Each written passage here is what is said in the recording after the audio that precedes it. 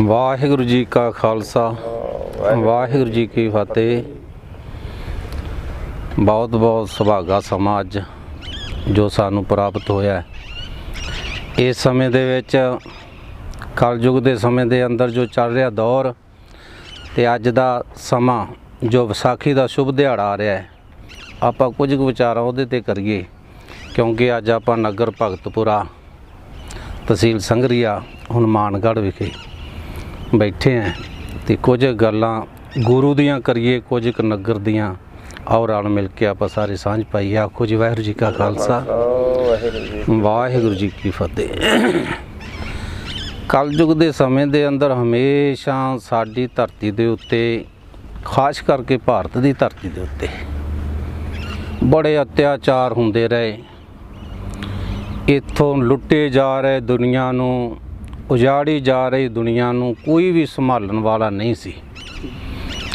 उस वेले जदों ऐसी हालात बनी हुई सी तो उस वेले गुरु नानक साहब महाराज जी ने इस धरती ते आके दुनिया की पुकार सुनी ते जन्म लिया।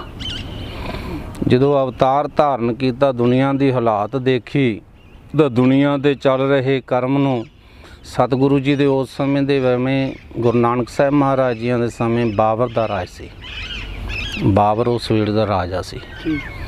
सब तो पहला सतगुरु जी ने जाके बाबर नूं ही जगाउणा कीता ते गुरबाणी दे राही सानू सुचेत कीता कि ये राजे आ जिहड़े हमेशा सुते रहिंदे आ, इन्हां दे कंन नहीं हुंदे ते इन्हां नूं जगाउण वास्ते इन्हां नूं चंगे वड्डे अंदोलन लभने पैंदे आ।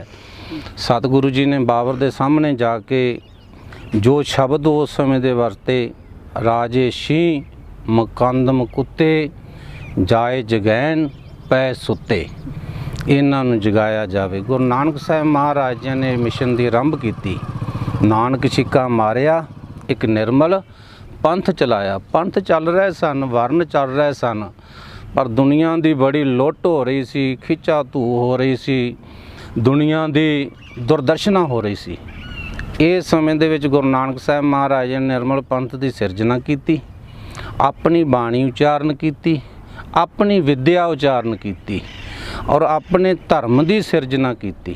10 अवतार धारण करके गुरु साहब जियां ने हिंदुस्तान की रखिया दे लई, हिंदू धर्म की रखिया दे लई 9वें जामे दे विच आके तेग बहादुर साहब जियां ने अपने सीस का बलिदान दे दिता, अपने सिखां का बलिदान दे दिता। हिंदू धर्म की रखिया की।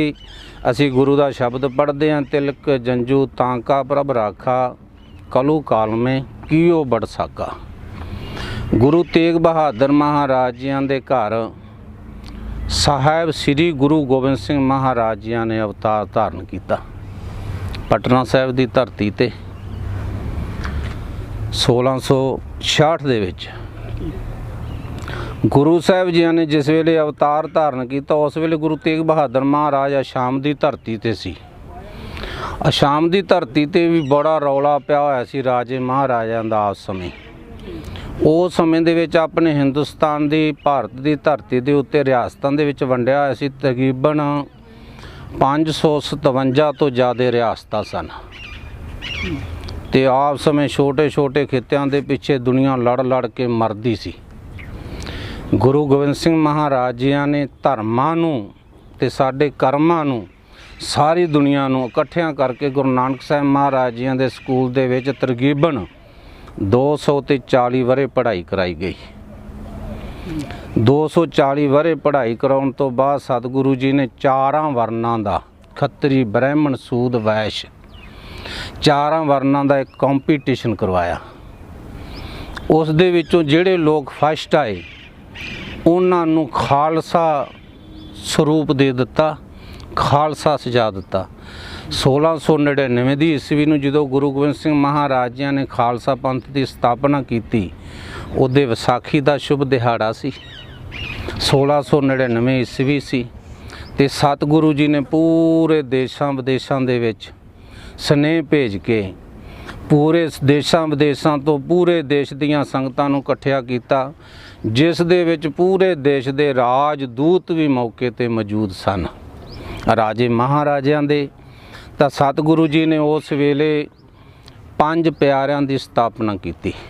ਜਿਸ ਵੇਲੇ ਪੰਜ ਪਿਆਰਿਆਂ ਦੀ ਸਥਾਪਨਾ ਕੀਤੀ ਤਾਂ ਸਤਿਗੁਰੂ ਸਾਹਿਬ ਜੀਆਂ ਨੇ ਵੱਡੇ ਪੰਡਾਲ ਦੇ ਵਿੱਚ ਸਟੇਜ ਸਤਾਇਆ। ਇਸ ਦੇ ਵਿੱਚ ਮੰਨਿਆ ਜਾਂਦਾ ਹੈ ਵੀ 80,000 ਆਦਮੀ ਦਾ ਉਸ ਵੇਲੇ ਇਕੱਠ ਹੋਇਆ। ਸਤਿਗੁਰੂ ਜੀ ਨੇ ਉਸ ਵੇਲੇ ਹਿੰਦੁਸਤਾਨ ਦੀ ਰੱਖਿਆ ਦੇ ਵਾਸਤੇ ਨਹੀਂ ਕੱਲੀ ਦੇ, ਪੂਰੀ ਦੁਨੀਆ ਦੇ ਵਿੱਚ ਹਲੇਮੀ ਰਾਜ ਲਿਆਉਣ ਦੇ ਵਾਸਤੇ ਜਿੱਥੇ ਰਾਜੇ ਮਹਾਰਾਜਾਂ ਦੀ ਫੌਜ ਹੁੰਦੀ ਸੀ, ਜਿੱਥੇ ਦੇਸ਼ਾਂ ਵਿਦੇਸ਼ਾਂ ਦੀ ਫੌਜ ਹੁੰਦੀ ਸੀ, ਉੱਥੇ ਕਾਲ ਪੁਰਖ ਦੀ ਫੌਜ ਨੂੰ ਸਾਜਨਾ ਕੀਤਾ। ਜਦੋਂ ਕਾਲ ਪੁਰਖ ਦੀ ਫੌਜ ਸਾਜੀ ਤਾਂ ਸਤਿਗੁਰੂ ਜੀ ਨੇ ਸਟੇਜ ਦੇ ਉੱਤੇ ਆ ਕੇ ਇੱਕ ਸਿਰ ਦੀ ਮੰਗ ਕੀਤੀ। ਉਹ ਇਸ 80,000 ਦੇ ਵਿੱਚ ਚਾਰਾਂ ਵਰਨਾਂ ਦੇ ਲੋਕ ਮੌਜੂਦ ਸਨ।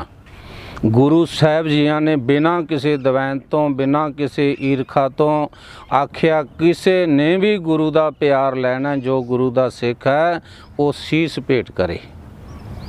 ਤਾਂ ਉਸ ਵੇਲੇ ਜਦੋਂ ਗੁਰੂ ਸਾਹਿਬ ਜੀਆਂ ਦਾ ਫਰਮਾਨ ਸੁਣਿਆ ਤਾਂ ਸ਼ਰਨਾਟਾ ਛਾ ਗਿਆ। ਪਰ ਇੱਕ ਤੋਂ ਦੋ ਵਾਰ ਜਦੋਂ ਬਚਨ ਕੀਤੇ ਤਾਂ ਭਾਈ ਦਇਆ ਰਾਮ ਜੀ, ਜੋ ਕਿ ਲਾਹੌਰ ਦੇ ਰਹਿਣ ਵਾਲਾ ਸੀ, ਉਹ ਉੱਠ ਕੇ ਆਇਆ ਤੇ ਸਤਿਗੁਰੂ ਜੀ ਦੇ ਚਰਨਾਂ 'ਚ ਆ ਕੇ ਨਮਸਕਾਰ ਕਰੀ। ਨਮਸਕਾਰ ਕਰਕੇ ਆਖਣ ਲੱਗਿਆ, ਸਤਿਗੁਰੂ ਜੀ ਮੇਰਾ ਦਾਸ ਦਾ ਸੀਸ ਆਪ ਜੀਆਂ ਦੇ ਸਾਹਮਣੇ ਹਾਜ਼ਰ ਹੈ, ਆਪ ਜੀਆਂ ਦੇ ਚਰਨਾਂ 'ਚ ਭੇਟ ਹੈ, ਆਪ ਲੈ ਲਓ। ਸਤਿਗੁਰੂ ਜੀ ਨੇ ਉਸ ਦਾ ਨਾਮ ਟਿਕਾਣਾ ਪੁੱਛਿਆ। ਨਾਮ ਟਿਕਾਣਾ ਪੁੱਛਣ ਤੋਂ ਬਾਅਦ ਆਪਣੇ ਸ੍ਰੀ ਸਾਹਿਬ ਜੀਆਂ ਦੇ ਨਾਲ ਉਹਦਾ ਸਿਰ ਕਲਮ ਕਰ ਦਿੱਤਾ। ਹਾਲਾਂਕਿ ਇਸ ਗੱਲ ਨੂੰ ਕੁਝ ਲਖਾਰੀ ਇਹ ਕਹਿੰਦੇ ਨੇ ਤੰਬੂ ਵਿੱਚ ਲੈ ਗਏ, ਪਰ ਜਿੰਨੇ ਵੀ ਮੁਸਲਮਾਨ ਵੀਰਾਂ ਦੀ ਲਖਾਰੀਆਂ ਨੇ ਜਿਹੜੇ ਮੌਕੇ ਦੇ ਕਹਿੰਦੇ ਨੇ ਅਸੀਂ ਅੱਖੀ ਡਿੱਠਾ ਲਿਖਿਆ ਹੈ, ਉਹ ਇਹ ਗੱਲ ਕਹਿੰਦੇ ਨੇ ਕਿ ਸਤਿਗੁਰੂ ਜੀ ਨੇ ਸਟੇਜ ਦੇ ਉੱਤੇ ਹੀ ਸਿਰ ਕਲਮ ਕੀਤਾ। ਇਸ ਤਰ੍ਹਾਂ ਇੱਕ ਇੱਕ ਕਰਕੇ ਦੂਜੇ ਭਾਈ ਪਿਆਰੇ ਭਾਈ ਸਾਹਿਬ ਭਾਈ ਧਰਮ ਸਿੰਘ ਜੀ, ਤੀਜੇ ਪਿਆਰੇ ਭਾਈ ਸਾਹਿਬ ਭਾਈ ਹਿੰਮਤ ਸਿੰਘ ਜੀ, ਚੌਥੇ ਪਿਆਰੇ ਭਾਈ ਸਾਹਿਬ ਭਾਈ ਮਹੋਕਮ ਸਿੰਘ ਜੀ, ਪੰਜਵੇਂ ਪਿਆਰੇ ਭਾਈ ਸਾਹਿਬ ਭਾਈ ਸਾਹਿਬ ਸਿੰਘ ਜੀ। ਪੰਜ ਪਿਆਰਿਆਂ ਦੇ ਸਤਿਗੁਰੂ ਜੀ ਨੇ ਸੀਸ ਲਏ। ਪੰਜਾਂ ਪਿਆਰਿਆਂ ਦੇ ਸੀਸ ਲੈਣ ਤੋਂ ਬਾਅਦ ਸਤਿਗੁਰੂ ਜੀ ਨੇ ਇੱਕ ਸਰਬਲੋਹ ਦਾ ਬਾਟਾ ਲਿਆ, ਇੱਕ ਸਰਬਲੋਹ ਦਾ ਖੰਡਾ ਲਿਆ ਅਤੇ ਉਹਦੇ ਉੱਤੇ ਜੋ 240 ਵਰ੍ਹੇ ਦੀ ਕੀਤੀ ਹੋਈ ਤਪੱਸਿਆ ਸ਼ਕਤੀ, ਜਿਹੜੀ ਬ੍ਰਾਹਮਣਾਂ ਨੇ ਚੰਡੀ ਇਕੱਠੀ ਕੀਤੀ ਸੀ, ਜੋ ਉਹਨਾਂ ਦੇ ਮੰਤਰ ਜੰਤਰਾਂ ਦੀ ਸਾਰੀ ਸ਼ਕਤੀ ਸੀ, ਉਸ ਸ਼ਕਤੀ ਦੇ ਵਿੱਚੋਂ ਜੋ ਗੁਰੂ ਸਾਹਿਬ ਜੀਆਂ ਦੀ ਬਾਣੀ ਦਾ ਜੋ ਤਾਕਤ ਸੀ, ਸਾਰੀ ਨੂੰ ਇਕੱਠਿਆਂ ਕਰਕੇ ਸੁਰ ਨਾਰ ਮੁਨ ਜਨ ਖੋਜਦੇ ਸੋ ਅੰਮ੍ਰਿਤ ਗੁਰ ਤੇ ਪਾਇਆ। ਗੁਰੂ ਸਾਹਿਬ ਜੀਆਂ ਨੇ ਅੰਮ੍ਰਿਤ ਦੀ ਦਾਤ ਤਿਆਰ ਕੀਤੀ। ਅੰਮ੍ਰਿਤ ਦੀ ਦਾਤ ਤਿਆਰ ਕਰਕੇ ਪੰਜਾਂ ਪਿਆਰਿਆਂ ਨੂੰ ਪੰਜ ਕਰਕਾਰਾਂ ਦੇ ਵਿੱਚ ਸਜਾਇਆ ਗਿਆ। ਪੰਜ ਕਰਕਾਰ ਜਿਹੜੇ ਸਾਡੇ, ਇਹ ਆਪ ਜੀਆਂ ਨੂੰ ਪਤਾ ਹੋਏਗਾ, ਕੱਕਾ ਕੇਸ, ਕੱਕਾ ਕੰਘਾ, ਕੱਕਾ ਕਿਰਪਾਨ, ਕੱਕਾ ਕੜਾ, ਕੱਕਾ ਕਸ਼ਹਿਰਾ, ਇਹ ਪੰਜ ਸਾਡੇ ਸਿੱਖਾਂ ਦੇ ਕਰਕਾਰ ਨੇ। ਪੰਜ ਕਰਕਾਰ ਸਜਾ ਕੇ ਸਤਿਗੁਰੂ ਜੀ ਨੇ ਸਿਰਾਂ ਦੇ ਉੱਤੇ ਦਮਾਲੇ ਸਜਾ ਕੇ ਪੰਜ ਪਿਆਰਿਆਂ ਨੂੰ ਪੰਜ ਪਿਆਰਿਆਂ ਦਾ ਖਿਤਾਬ ਦੇ ਕੇ ਸਟੇਜ ਦੇ ਉੱਤੇ ਲੈ ਆਂਦੇ ਤੇ ਸਾਰੀ ਦੁਨੀਆ ਦੇ ਸਾਹਮਣੇ ਜਦੋਂ ਖੜੇ ਕੀਤੇ ਤਾਂ ਉਸ ਵੇਲੇ ਦੁਨੀਆ ਵਾਲੇ ਦੇਖ ਕੇ ਹੈਰਾਨ ਰਹਿ ਗਏ। ਸਤਿਗੁਰੂ ਜੀ ਨੇ ਅੰਮ੍ਰਿਤ ਦੀ ਦਾਤ ਦੇਣ ਵਾਸਤੇ ਵਾਹਿਗੁਰੂ ਜੀ ਕਾ ਖਾਲਸਾ ਤੇ ਵਾਹਿਗੁਰੂ ਜੀ ਕੀ ਫਤਿਹ ਦਾ ਸ਼ਬਦ ਵਰਤਿਆ। ਬੋਲੇ ਸੋ ਨਿਹਾਲ ਦਾ ਨਾਰਾ ਲਾ ਕੇ ਸੰਗਤਾਂ ਨੂੰ ਨਵਾਜਿਆ ਤੇ ਸਾਨੂੰ ਖਾਲਸਾ ਰੂਪ ਦੇ ਦਿੱਤਾ। ਸਤਿਗੁਰੂ ਜੀ ਨੇ ਜਿੱਥੇ ਸਾਨੂੰ ਖਾਲਸਾ ਰੂਪ ਦਿੱਤਾ, ਉੱਥੇ ਸਤਿਗੁਰੂ ਜੀ ਨੇ ਅਪਾਰ ਬਖਸ਼ਿਸ਼ ਕੀਤੀ, ਇੱਥੋਂ ਤੀਕਰ ਸਾਡੇ ਤੇ ਰਹਿਮਤ ਕੀਤੀ। ਖਾਲਸਾ ਮੇਰੋ ਰੂਪ ਹੈ ਖਾਸ, ਖਾਲਸੇ ਮੈਂ ਹੂੰ ਕਰੂੰ ਨਿਵਾਸ, ਖਾਲਸਾ ਮੇਰੀ ਜਾਨ ਕੀ ਜਾਨ, ਖਾਲਸਾ ਮੇਰੀ ਸ਼ਾਨ ਕੀ ਸ਼ਾਨ। ਅਸਲ ਦੇ ਵਿੱਚ ਉਦੋਂ ਬੜੀ ਅਚਰਜ ਦੀ ਗੱਲ ਹੋ ਗਈ ਜਦੋਂ ਗੁਰੂ ਸਾਹਿਬ ਜੀਆਂ ਨੇ ਆਪਣੇ ਹੀ ਸਾਜੇ ਹੋਏ ਪੰਜ ਪਿਆਰੇ ਉਹਨਾਂ ਦੇ ਅੱਗੇ ਗੋਡੇ ਟੇਕ ਕੇ ਦੋਨੋਂ ਹੱਥ ਜੋੜ ਕੇ ਬੇਨਤੀਆਂ ਕਰਨ ਲੱਗੇ ਕਿ ਇਹ ਅੰਮ੍ਰਿਤ ਦੀ ਦਾਤ ਜਿਹੜੀ ਤੁਹਾਨੂੰ ਮਿਲੀ ਹੈ, ਹੁਣ ਇਹ ਅੰਮ੍ਰਿਤ ਦੀ ਦਾਤ ਮੈਨੂੰ ਵੀ ਦੇ ਦਿਓ, ਕਿਉਂਕਿ ਮੈਨੂੰ 32 ਵਰ੍ਹੇ ਹੋ ਗਏ ਹੈ, ਮੈਂ ਇਸ ਅੰਮ੍ਰਿਤ ਦੀ ਦਾਤ ਨੂੰ ਲੋਚ ਰਿਹਾ ਹਾਂ। ਉਸ ਵੇਲੇ ਕਹਿੰਦੇ ਇੱਕ ਸਵਾਲ ਖੜਾ ਹੋ ਗਿਆ। ਗੁਰੂ ਦੇ ਪਿਆਰਿਆਂ ਨੇ ਆਖਿਆ ਅੰਮ੍ਰਿਤ ਦੀ ਦਾਤ ਮਹਿੰਗੀ ਬੜੀ ਮਿਲੀ ਹੈ, ਐਡੀ ਮਹਿੰਗੀ ਦਾਤ ਸਤਿਗੁਰੂ ਜੀ ਜੇ ਤੁਸੀਂ ਲੈਣੀ ਆ ਤਾਂ ਫਿਰ ਇਸ ਦੇ ਭੇਟ ਤੁਹਾਨੂੰ ਵੀ ਦੇਣੀ ਪਏਗੀ। ਗੁਰੂ ਸਾਹਿਬ ਜੀਆਂ ਨੇ ਆਖਿਆ ਤੁਸੀਂ ਇਸ ਦਾਤ ਨੂੰ ਲੈਣ ਦੇ ਵਾਸਤੇ ਇੱਕ ਸਿਰ ਦਿੱਤਾ ਹੈ, ਪਰ ਇਸ ਅੰਮ੍ਰਿਤ ਬਦਲੇ ਮੈਂ ਸਾਰਾ ਪਰਿਵਾਰ ਵਾਰ ਦੂੰਗਾ, ਮੈਨੂੰ ਅੰਮ੍ਰਿਤ ਦੀ ਦਾਤ ਦੇ ਦਿਓ। ਗੁਰੂ ਸਾਹਿਬ ਜੀਆਂ ਨੇ ਅੰਮ੍ਰਿਤ ਦੀ ਦਾਤ ਲਈ ਤਾਂ ਆਪਣੇ ਆਪ ਨੂੰ ਆਪਾਂ ਅੱਜ ਵੀ ਕਹਿੰਦੇ ਹਾਂ, ਪ੍ਰਗਟਿਓ ਮਰਦ ਆਗੰਬੜਾ ਵਰਿਆਮ ਅਕੇਲਾ, ਵਾਹੋ ਗੋਬਿੰਦ ਸਿੰਘ ਆਪੇ ਗੁਰਚੇਲੇ ਦਾ ਮਾਣ ਪ੍ਰਾਪਤ ਕੀਤਾ। 5 ਪਿਆਰਿਆਂ ਨੂੰ ਸਕਰੀਮ ਪਾਵਰ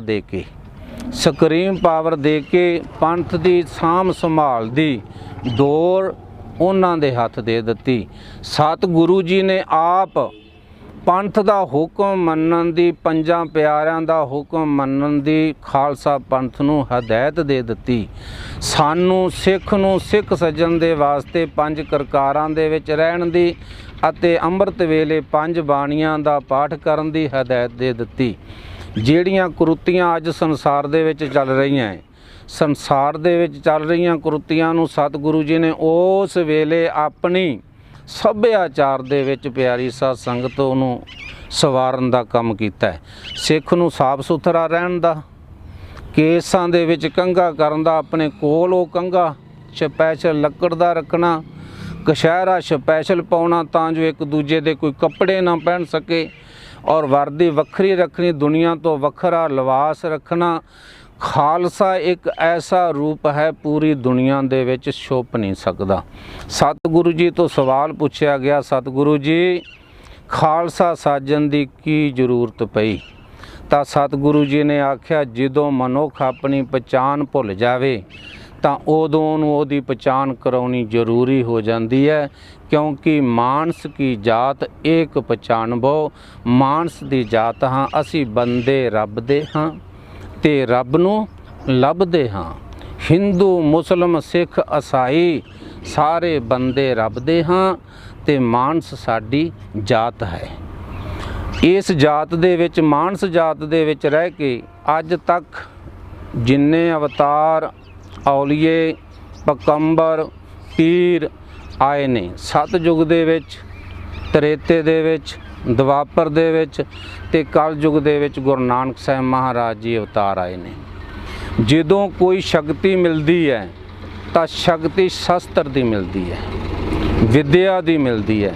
ਗੁਰੂ ਸਾਹਿਬ ਜੀਆਂ ਨੇ ਸਾਨੂੰ ਵਿਦਿਆ ਤੇ ਸ਼ਸਤਰ ਦੀ ਸ਼ਕਤੀ ਦੇ ਨਾਲ ਜੋੜ ਕੇ ਸੰਪੂਰਨ ਸਰੂਪ ਦੇ ਦਿੱਤਾ।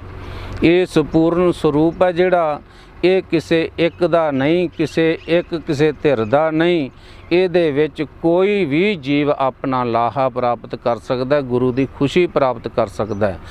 ਅੱਜ ਦੇ ਚੱਲਦੇ ਮਾਹੌਲ ਤੇ ਗੁਰੂ ਸਾਹਿਬ ਜੀਆਂ ਨੇ ਜਿੱਥੇ ਉੱਥੇ ਰਾਜਿਆਂ ਨੂੰ ਉਸ ਸਮੇਂ ਤਾੜਨਾ ਕੀਤੀ, ਉਸ ਸਮੇਂ ਪਾਵਨਾ ਕੀਤੀਆਂ ਐਸੀਆਂ ਲਾਹਨਤਾਂ ਰਾਜੇ ਸ਼ੀ ਮਕੰਦਮ ਕੁੱਤੇ, ਤੇ ਸਾਨੂੰ ਆਉਣ ਵਾਲੇ ਸਮੇਂ ਦੇ ਬਾਰੇ ਸਤਿਗੁਰੂ ਜੀ ਨੇ ਜਾਗਰਤ ਕੀਤਾ ਤੇ ਹਰ ਵਕਤ ਆਪਣੇ ਆਪ ਦੀ ਰੱਖਿਆ ਕਰਨ ਦਾ, ਆਪਣੇ ਆਪ ਦੀ ਸੰਭਾਲ ਕਰਨ ਦਾ ਸਾਨੂੰ ਹੱਕ ਦਿੱਤਾ। ਅੱਜ ਵੀ ਤੁਸੀਂ ਇਸ ਗੱਲ ਨੂੰ ਵੇਖੋ, ਹਿੰਦੁਸਤਾਨ ਦੀ ਧਰਤੀ ਦੇ ਉੱਤੇ ਦੁਨੀਆ ਬਹੁਤ ਵਸਦੀ ਹੈ, ਪਰ ਇਸ ਗੱਲ ਤੇ ਧਿਆਨ ਰੱਖੋ ਜੇ ਇੱਕ ਖਾਲਸਾ ਹੈ ਜਿਹੜਾ ਪੂਰੇ ਸ਼ਸਤਰ ਬਸਤਰ ਲੈ ਕੇ ਪੂਰੀ ਦੁਨੀਆ ਦੇ ਉੱਤੇ ਘੁੰਮ ਸਕਦਾ ਹੈ, ਇਹ ਸਾਡੀ ਆਜ਼ਾਦੀ ਦੀ ਨਿਸ਼ਾਨੀ ਹੈ। ਸਾਡਾ ਗੁਰੂ ਗ੍ਰੰਥ ਸਾਹਿਬ ਜੀ ਮਹਾਰਾਜ ਹੈ। ਦੁਨੀਆ ਇੱਕ ਭਾਸ਼ਾ ਤੇ ਬੋਲਦੀ ਹੈ, ਇੱਕ ਵਿਸ਼ੇ ਤੇ ਬੋਲਦੀ ਹੈ, ਪਰ ਸਾਡਾ ਗੁਰੂ ਗ੍ਰੰਥ ਸਾਹਿਬ ਜੀ ਮਹਾਰਾਜ ਇਹ ਹਰੇਕ ਭਾਸ਼ਾ ਨੂੰ ਸਮਝਦਾ ਹੈ ਤੇ ਹਰੇਕ ਭਾਸ਼ਾ ਦੇ ਵਿੱਚ ਬੋਲਦੇ ਹੈ। ਇਹ ਸਾਡੇ ਕੋਲੇ ਖਾਸ ਕਰਕੇ ਖੂਬੀਆਂ ਨੇ। ਸਾਡੇ ਪੰਥ ਦੇ ਵਿੱਚ ਗੁਰੂ ਗੋਬਿੰਦ ਸਿੰਘ ਮਹਾਰਾਜ ਜੀਆਂ ਨੇ ਸਿੱਖ ਸੱਜ ਕੇ ਸਿੱਖੀ ਦੀ ਰਹਿਤ ਦੇ ਚੱਲਣ ਦੀ ਮਰਜ਼ਾਦਾ ਸਾਨੂੰ ਖੁਦ ਨੇ ਦੱਸੀ ਹੈ। ਸਤਿਗੁਰੂ ਜੀ ਨੇ ਜਿੱਥੇ ਸਾਨੂੰ ਵਰਜਿਆ ਉੱਥੇ ਆਉਣ ਤੋਂ ਪਹਿਲਾਂ ਇਹ ਆਖਿਆ ਜ਼ਰੂਰ ਕਬੂਲ ਕਰਨਾ ਦੱਸਿਆ। ਪਹਿਲਾ ਮਰਨ ਕਬੂਲ ਜੀਵਨ ਕੀ ਛੱਡ ਆਸ, ਹੋ ਸਭਨਾ ਕੀ ਰੇਣਕਾ ਤਾਂ ਆਓ ਹਮਾਰੇ ਪਾਸ। ਇੱਥੇ ਉਲਟ ਹੈ, ਉਲਟੀ ਹੈ ਗੰਗਾ। ਗੁਰੂ ਗੋਬਿੰਦ ਸਿੰਘ ਜੀ ਮਹਾਰਾਜ ਜੀਆਂ ਦਾ ਜੀਵਨ ਤੁਸੀਂ ਦੇਖੋਗੇ। ਅਸੀਂ ਚਾਹੁੰਦੇ ਹਾਂ ਸਾਡਾ ਬਾਪ ਬਚੇ, ਸਾਡੀ ਮਾਂ ਬਚੇ। ਗੁਰੂ ਸਾਹਿਬ ਜੀ ਕਹਿੰਦੇ ਬਾਪ ਨੂੰ ਤੁਸੀਂ ਜਾਓ ਆਪਣੇ ਸੀਸ ਦਾ ਬਲੀਦਾਨ ਦਿਓ, ਇਹ ਸੰਸਾਰ ਬਚੇ।